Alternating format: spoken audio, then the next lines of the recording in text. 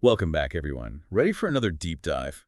Today, we're zeroing in on India. We've got a really fascinating mix of headlines, so buckle up. We're talking politics, finance, the usual suspects, but also some art, tech, even a bit of sports. And that's what makes these deep dives so interesting. You never really know what you're going to get until you dive in, right? It's all about connecting those seemingly disparate dots. Exactly. We're giving you a curated look at the bigger picture. Mm. So let's start with something that always sparks debate in India language. MDMK chief Vaiko is making headlines again, this time criticizing the central government's push for Hindi. He's pretty adamant that English should remain the official language. Yeah, this is a sensitive topic, and it always seems to surface. But it's important to understand the context here. This comes after Union Home Minister Amit Shah talked about the three-language policy in the Rajya Sabha. And of course, Vaiko and his party, the MDMK, they've always championed Tamil identity, so his stance isn't exactly surprising, is it? Not really. They see it as protecting their cultural heritage. What's interesting, though, is how Amit Shah responded. He kind of flipped the script and suggested that the Tamil Nadu government, by not really translating medical and engineering stuff into Tamil, aren't really committed to their own Oh, language. I see. Playing a bit of political chess there. Exactly. He then emphasized that the central government is actually dedicated to promoting all Indian languages through the Department of Official Languages and even promised to communicate with people in their mother tongues. Then he went a step further, stating that if the NDA formed a government in Tamil Nadu, they'd actually offer medical and engineering courses in Tamil. Okay, so directly addressing the concerns there. But Vaiko is still claiming this is a Hindi imposition, aligning with his party's long-standing opposition to that three-language policy. Right, and Shah countered that, suggesting these language debates might be distracting from things like corruption and scandals. He emphasized that they're not against Southern languages at all, pointing to the diversity within his own cabinet. So it's a classic debate, isn't it? You've got this tension between Hindi, regional languages, and then the role of English in India. Absolutely. Finding that balance is tricky and really highlights how complex language and identity are in a diverse country like India. Okay, enough about languages. Let's talk money. SEBI, the market regulator, has shaken things up with new skin-in-the-game rules for mutual fund employees. These will come into effect next year on April 1st, 2025. The goal here is interesting. They want to find a better balance. They want to keep talented people in the mutual fund industry, but also make sure their interests are aligned with the people who invest in their funds. Yeah, making sure everyone's on the same page. So what were the old rules and why the change? Well, before, employees had to invest a whopping 20% of their salary into the schemes they managed. The idea was that if their own money was on the line, they'd perform better. But it created some problems, particularly for younger employees. Imagine starting your career and having to invest that much. It could really limit your financial options. It could really make or break things for them, yeah. So what's different now? There's a big exemption for those earning below 25 lakhs a year. They don't have to follow the investment rule. For higher earners, it depends on their company, but they'll have to invest a percentage of their salary, somewhere between 10 to 18% or 12.5 to 22.5%. So it's a bit more flexible. That does seem a bit more reasonable. Right. And there's more. Junior employees in schemes that don't offer high returns, they can invest up to 75% of their required minimum in riskier, higher growth funds. It gives them a chance to, well, grow their money faster. They've also made it easier for people retiring to access their investments. And for those who quit, there's a 1-year lock-in period, which is less restrictive. So they've definitely made some practical changes, but what about accountability? They've got that covered too. Each company has a nomination and remuneration committee that will investigate any wrongdoing or fraud. Plus, there's now a requirement for quarterly disclosure. Every 3 months, we'll be able to see how much of their own money these fund managers have invested. It's all going to be available on the stock exchange websites, making things much more transparent. I like the sound of that. More transparency is always a good thing. And the industry seems happy too. They see it as a win-win. It still keeps those interests aligned, but it's much more practical. All right, let's shift gears completely. Let's talk art. One of M.F. Hussein's paintings, untitled Graham Yatra, just sold for a mind-blowing $13.8 million at Christie's in New York. That's a new record for South Asian modern art. That's a huge price tag. And get this, it completely blew past the pre-sale estimates. They were expecting it to go for much less, and it ended up selling for 4 times the expected price. It even surpassed the record set by Amrita Shergill's The Storyteller. Wow, that's impressive. So what's the story behind this painting? Well, it's a massive mural, about 14 feet long. It depicts rural Indian life and was painted in 1954. But here's the fascinating part. It was bought by a Norwegian surgeon, Leon Elias Volodarsky, while he was on a WHO mission in Delhi. Wow, what a find. Right, and it was basically hidden away for decades. It was displayed at Oslo University Hospital, where it was known as the Volodarsky Hussein. The hospital decided to auction it off to raise funds for a medical training center. So art funding healthcare, that's interesting, but why did it sell for so much? A few reasons. Firstly, it's a Hussein, and he's an iconic figure in Indian art. But it was also this rediscovery, this sense of mystery. It had been out of the public eye for so long, which made it even more desirable. The auction was a real battle, with multiple bidders pushing the price up. Ultimately, an undisclosed institution bought it. It really shows the growing global interest in South Asian art, doesn't it? Absolutely. This sale wasn't just about one painting. It reflects a larger trend, a growing appreciation and understanding of South Asian art on a global scale. Okay, let's move from the art world to the world of entertainment. Netflix is making waves with its first Tamil original film of 2025. It's called Test, and it's premiering globally on April 4th. This is a big deal. Netflix is clearly stepping up their game when it comes to regional content, and this is their first foray into original Tamil cinema. What's the film all about? It's a sports drama. It explores themes of resilience, making tough choices, and personal sacrifice, all against the backdrop of national-level cricket. Sounds intriguing. Who's in it? Oh, they've got a star-studded cast. R. Madhavan, Nayanthara, and Siddharth are the leads, playing a scientist, a teacher, and a cricketer. They're all incredibly talented actors. And I heard Mira Jasmine is making a comeback with this film. Yes, she's back in Tamil cinema after a decade, and her fans are really excited. The film also has a strong technical team, with Viraj Singh Gohil as the cinematographer and Shakti Sri Gokulan composing the music. So they're pulling out all the stops. What's the general vibe? Any early reviews? Well, Monica Shergill, who's the VP of content at Netflix India, described it as an emotional roller coaster. She said it's all about ambition, courage, and sacrifice. It's around 2 hours and 25 minutes long, so it sounds like a proper cinematic experience. Definitely something to add to the watch list. I think so. There's already a lot of buzz among Tamil cinema enthusiasts, and it's great to see Netflix investing in quality regional content. Okay, let's talk economics. A few years ago, India launched this huge program called the Production Linked Initiative, or PLI scheme.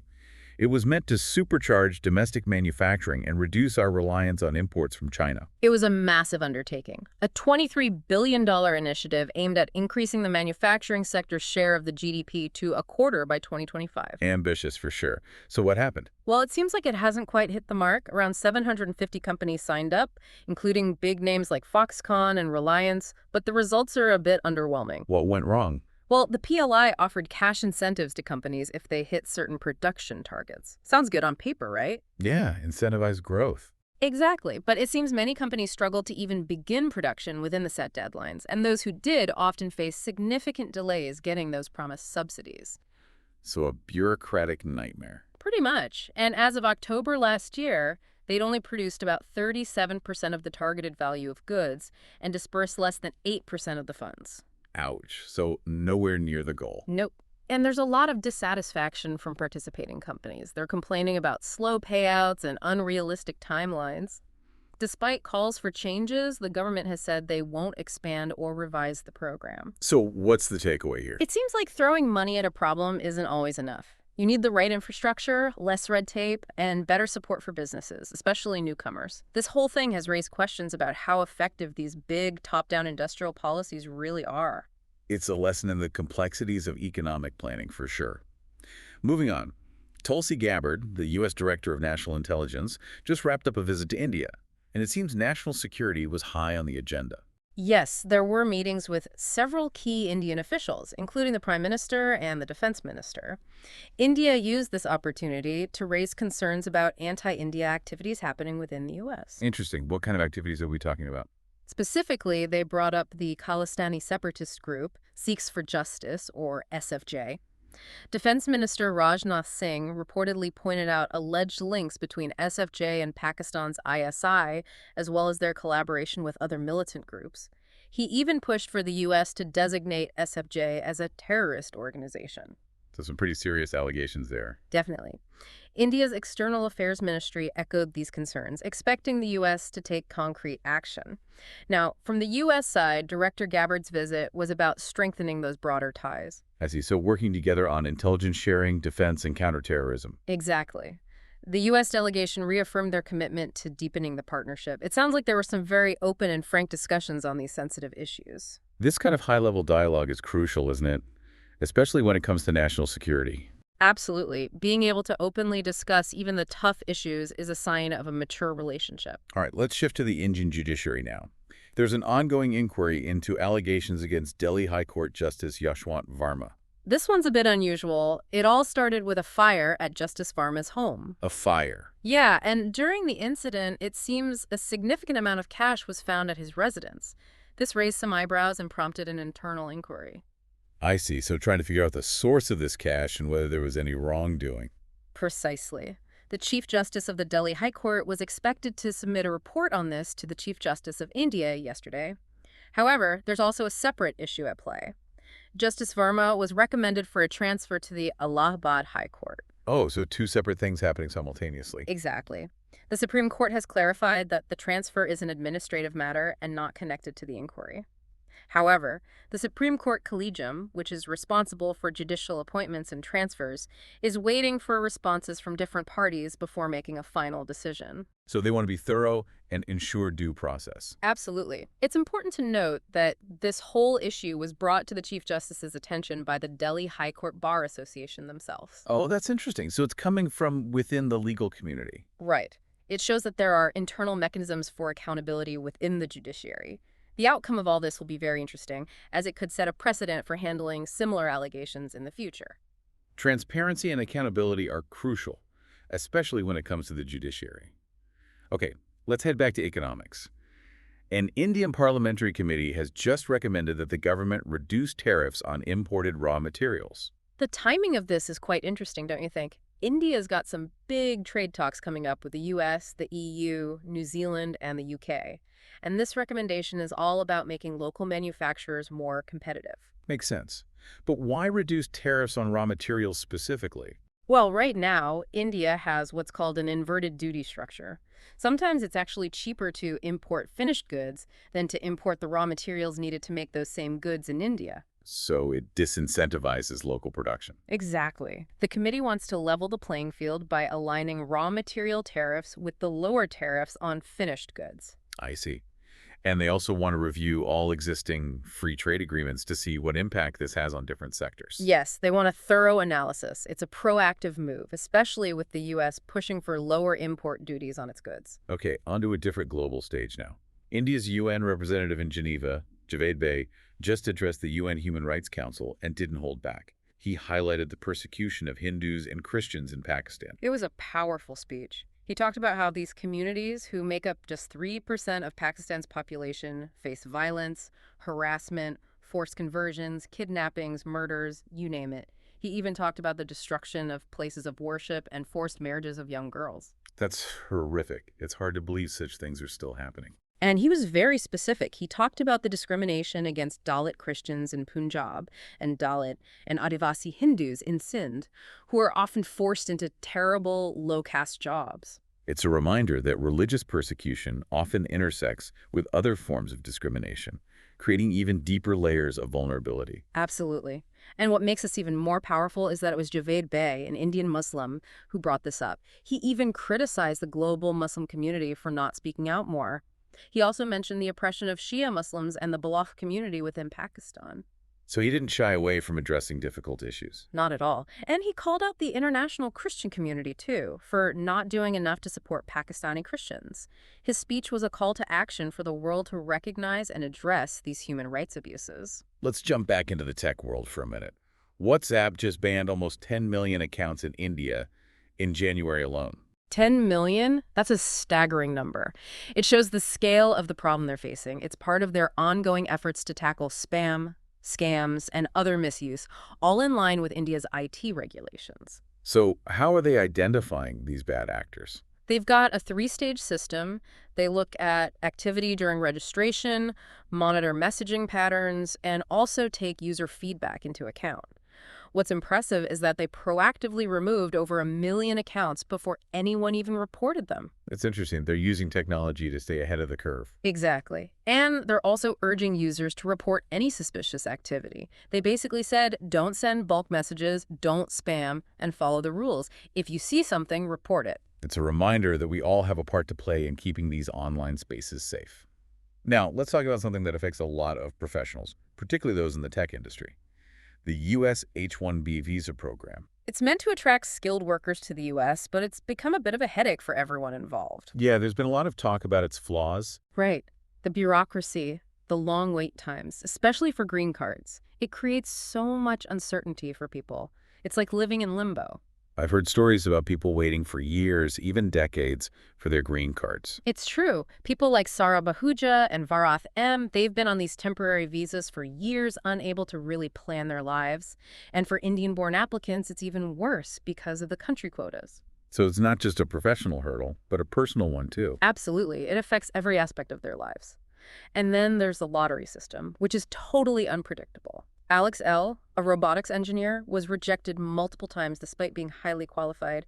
It's a gamble. That's got to be incredibly frustrating. It is. And the political climate adds another layer of complexity. Anti-immigrant rhetoric and policy changes create instability. People like Arun had to navigate all sorts of policy shifts during previous administrations. So it's a complex issue with no easy answers.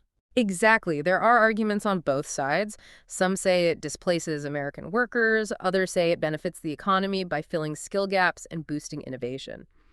Ultimately, everyone agrees that reforms are needed to make the process fairer and less uncertain. Speaking of uncertainty, let's end on a slightly more optimistic note. The Indian stock market. The Nifty 50 just had its best week in over 4 years, closing above 23,350 on March 21st. It was a strong week, a 4.2% increase. The BSE Sensex also hit a 6-week high. So what's driving this sudden surge?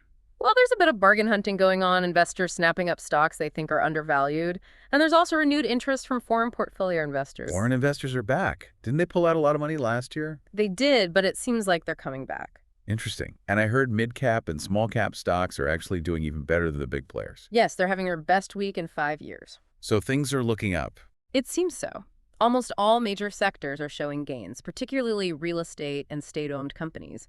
And the financial sector, which is a big part of the market, is also doing well. What are the predictions for the coming months? Analysts are saying this upward trend could continue, especially with the upcoming earnings season. Plus, the RBI is expected to cut interest rates in early April. Rate cuts usually boost the market, don't they? They do. And the global context is helping too. The U.S. Federal Reserve is hinting at rate cuts later this year, which could make emerging markets like India more attractive to foreign investors. So, overall, a positive outlook for the Indian stock market. And last but not least, let's talk about the big news in the sports world. The IPL is back. The season kicked off yesterday with a clash between Kolkata Knight Riders and Royal Challengers Bangalore at Eden Gardens. What a way to start the season. It's the first time these two teams have faced each other in the opener since the very first IPL season back in 2008. Talk about a blast from the past. Right. And of course, Eden Gardens was packed, everyone eager to see the star players in action. So, any key players or strategies to watch out for? Well, KKR has some new faces this year, while RCB has a powerful batting lineup. Ajinkya Rahane is captain in KKR, and Rajat Patidar is leading RCB. Everyone's excited to see how Virat Kohli will fare against KKR spinners, who are known for giving batsmen a tough time. And Eden Gardens usually favors batsmen, right? It does, so we could see some high scores. Of course, there's always a chance of rain this time of year, which could add another layer of unpredictability. Both teams have some crucial matches coming up, so it'll be interesting to see how they perform. And that brings us to the end of our deep dive into India. We've covered a lot of ground today, haven't we? Language politics, financial regulations, record-breaking art sales, WhatsApp crackdowns, the complexities of the H-1B visa, the stock market rally, and of course the IPL. It's been a whirlwind tour of everything happening in India right now. Exactly. As you go about your day, think about how these seemingly separate events are actually connected. How do economic policies impact cultural trends? How do international relations shape what happens at home? And here's something to ponder. Of all the headlines we discussed, which one do you think will have the most significant, long-lasting impact on India? It's a big question, but one worth thinking about. And join us next time for another deep dive, where we'll explore a whole new set of sources and stories. Until then, keep exploring, keep questioning, and stay curious.